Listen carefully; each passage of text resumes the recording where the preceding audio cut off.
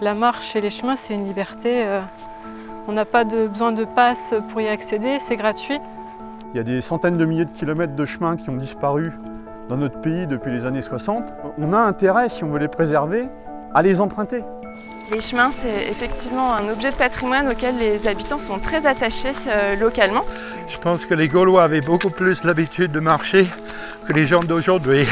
Il y a 2 siècles, le réseau de chemin dans le Morvan, c'était un commun, ce qu'on appelle un bien commun. Le trajet là, en fin de compte, c'est le mien et ceux de mes enfants.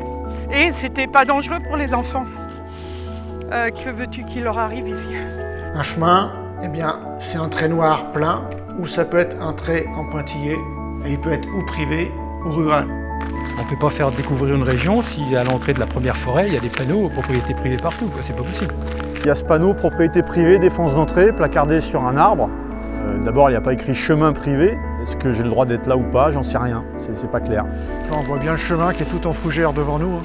Les communes ne sont pas tenues d'entretenir les chemins ruraux. Les 150 km de chemin rural, il faudrait une personne à temps complet pendant toute l'année. Attention, il y a du barbelé là. Il y a l'idée de rouvrir des parcelles de chemin rural qui sont publiques, avec des associations locales, avec la commune, la commission des chemins, avec des bénévoles.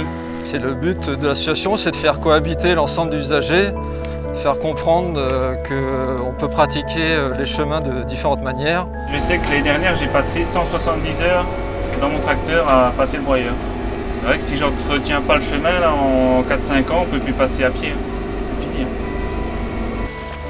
Au début, c'était un peu de la folie de la part de Michel de dire un jour si on rouvrait la voie du Taco. La débroussailleuse, c'est physique.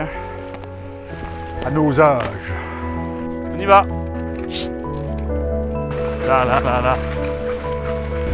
En général, ça va plus vite de déplacer par les chemins qu'en bétaillère.